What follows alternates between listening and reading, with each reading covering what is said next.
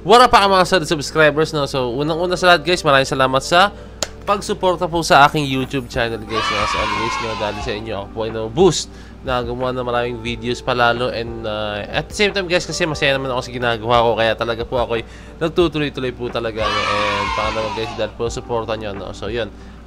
Kaya yan. Tutuloy-tuloy rin po ang aking channel. So, sobrang thank you po sa inyo, no? Sa aking mga solid subscribers, no? Okay? So, ito, guys, ang papanoorin po natin itong kay Pablo po, no? Yung kay Pablo, guys. Ito po yung Liwanag sa Dilim, guys, no? In-upload niya po ito sa kanyang TikTok account, guys, no? Hindi ko lang alam kung po ito yung full version. Pero panoorin natin ito, guys, no? And tiyan natin yung kung ano meron dito, no? May nagsabi lang sa akin, may PM sa akin about this video, no? Okay? Tara. Okay, guys, ito na po siya. Ito po yung video ni Pinunod. Okay, let's go. Panoorin natin itong kanyang version po ng Liwanag sa Dilim na. Okay?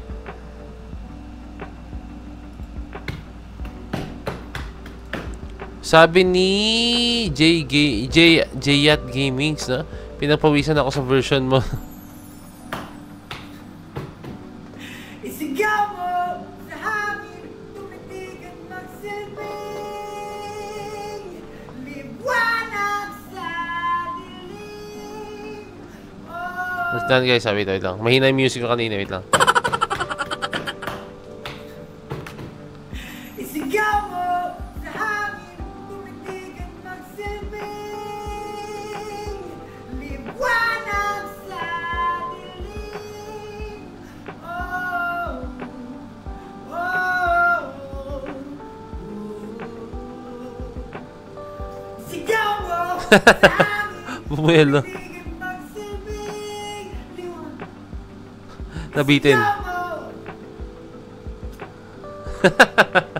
Parang ano rin, parang nayamot si Pablo nun, no? Parang nabitin siya, no? Pero guys, grabe, napakaganda po talaga ng boses po talaga ni Pablo, no? Isa yun sa ano niya talaga eh, para sa akin, sa mga strengths niya talaga, no? Bukod sa kanyang songwriting ability talaga, sobrang grabe po, ganda po ng boses talaga ni Pablo, no? Talagang mapapaano po talaga, like,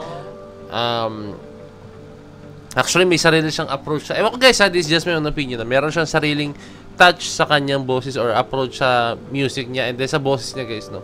Talagang pag narinig mo siya, ay, si Pablo yan, guys, no? Ganyan. Actually, narinig ko rin yung anong yun, yung kanta na Incognito, no? Pablo na Pablo po talaga yung boses, guys. I think kung hindi ko man alam yun, pag napakinggan ko yun, alam ko agad na si Pablo po talaga yun, no? So, I think, ngayon, guys, basa po tayo sa mga, ano, mga comments po dito, no, sa TikTok ni Pablo, no. Baka meron tayong makitang informations or mga ayun, mga impormasyon na hindi natin alam, no. Okay, let's go. Okay, no. So, ito, unang comment dito, guys, no, ang sinabi ni Hey Pearl po, no. Yan, ni Hey Pearl, no. Sabi niya, si Jayat Gaming lang pala ang susi, alay para gawin to ni Olbap. So, si Jayat Gaming pala. Hindi ko alam, actually, hindi ko alam. Comment down below, guys, kung sino si Jayat Gaming. Kasi wala talaga akong idea, guys, no. Napag-iiwanan talaga ako sa mga balito pagdating sa mga ganyan, sa mga ganap, no. So, ito, may nagsabi, mahal si Pablo, no. Oh, ito, yan, yung mga nasa baba, and then yung mga nag-heart, yan, okay. Dami, no. Siyempre, isa na rin tayo dyan, no. Siyempre, as a fan, no, mahal natin yung craft na ginagawa ni Pablo, no. Yes, heart tayo dyan. Let's go, no. Okay. Palangga, hindi na ako makalis sa exit pagturo naman. Kumbaga hindi na raw siya makaalis, like andit na raw po sa video to, na-trap na daw po talaga siya. Okay, no, marami pa rito, guys, no? Tingnan pa natin to. Eto, guys, sasang-ayon ako dito, sinabi ni Sarang yan 18 Taiwan, no? Liwanag sa Dilim full version, ilapag na sa Spotify yan, no. As in, kahit ako, guys, gusto ko na marinig yung full version nito, guys, as in, yung basta yung mga ganito klaseng atake ng SB19 ni Pablo, no, ang sarap suportahan lang, no, kasi talagang alam mong even though na alam natin na cover siya, no, meron na siyang original version na, pero alam mo yun, iba pa rin talaga pag umataking SB19. Hindi ko alam yung pero meron siyang sense of originality, no. Kumbaga, oo, sige, kanta ito before ng River Maya, yung Liwanag sa Dilim, pero gagawa sila ng touch na as SB19, no? Yun, di ba? Yung parang identity, no? Okay. Ito ba yung si Incognito? Yes, ito po yung isang Incognito, no? Okay, meron dito, hi new fan here. From favorite series, Incognito, ikaw pala kamata ng OST. So, hihi. Sabi niya, hihi. Michael Jackson, no? So, So, ayun nga, yung dami din naggugulat, no? As in, sobrang grabe ka talaga. Okay, may comment dito, no? Hello, mabuhay, no?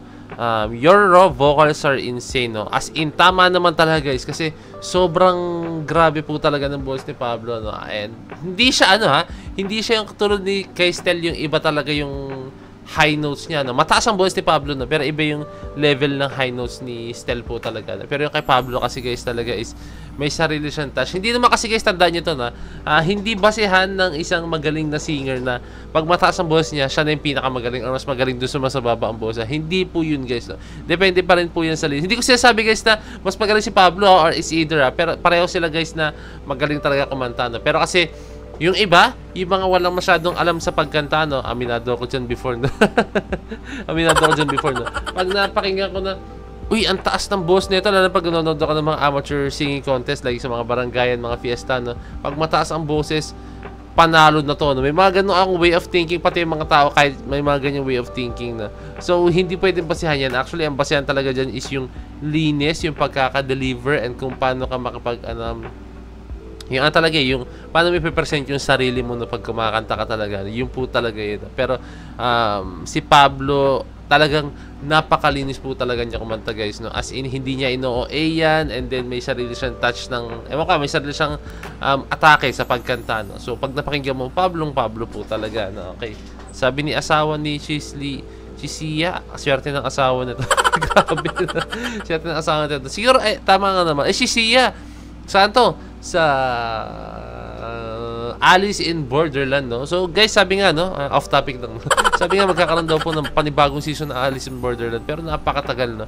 Iisip ko lang kung paano yung mako-continue yung, yung storya, no? Since, di ba, parang nga lang siyang, bangungot, parang dream lang siya na sobrang sama po talaga, no? Di ba? Paano kaya yun? Paano yun, no? Pero kasi yung pinaka-ending credits nun, di ba, parang lumabas yung Joker na card, no? Kaya, paano na idudugtong nun, no? Lang, sinare ko lang naman yun. Medyo off topic lang, no? Okay? Sabi ni Honey, pakibuo, pagod na ako pakinggan to sa intro ng Incognito.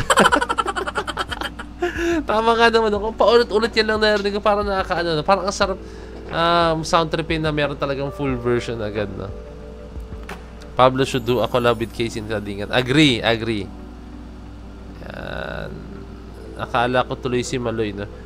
Akala niya si Maloy yung boss. Medyo yung iba yung bosses, guys, ha? Iba yung boss ni Maloy talaga, from Beanie, iba yung boss ni Maloy, no? Alam natin na pareho sila magaling na singer talaga, pero iba yung atake ng boss ni Pablo kay Maloy. Kumbaga may kanya-kanya silang strengths, no? Okay? Okay, no? Marami pa rin mga comment. Okay, guys, last comment of the day, no? Okay, sabi ni Main De Leon, Pao, ba't suot mo yung bedsheet? So, guys, ganyan yung essence, fashion, yung paano yung ganyan, kung ganyan i-present ni Pablo yung sarili niya, no? Kumbaga, it's up to him naman kung paano siya paporma, no? Wala tayong pakialamanan dyan, guys. Hayaan nyo sila, no? As long as ginagawa nila yan, masaya sila dyan, no? Hayaan nyo sila, guys, no? Alam natin mayroong mga hindi sasang-ayon, pero hayaan nyo sila. Pero syempre, itong sinabi ni Main De Leon, guys, in a silly way, or yung lang, kumbaga kulitan lang, no? Parang kulitan lang. I think yung iba dyan baka biglang seryosohin yung mga gano. Hayaan nyo yun, guys, hayaan nyo sila. Basta tayo, naging playful lang tayo, no? Para to lighten up the mood, diba? Ganyan lang yan. So, ayun, guys, lahat tayo, guys, hindi na makapaghintay sa full version na itong Liwanag sa Dilim ni Pablo, no? And comment down below kung mayroon ba kayong hula kung kailan tayo lalabas, or sa Spotify or sa YouTube or what, no? Comment down below, guys. Gusto ko na ito mapakinggan, no? And comment down below din, guys, sa mga gustong mapakinggan to or gawan ko ng sa auto. Let's go na. Pero sige, try natin so, guys, no? Kung sakto naman siya pang sayo, no? Okay, sige, try natin gawin siya, guys. So, ayun lang, guys. Maraming salamat sa panonood na ang video, and I hope you like this kind of videos, mga reaction videos, no? Yung yung tamang usapan lang, tamang kwentuhan lang tayo, no? Nabangan nyo, guys, magda-live din ako very, very soon ulit, no? So, na-miss ko na talaga mag-live. So, DC.5 signing out. Peace. Let's G.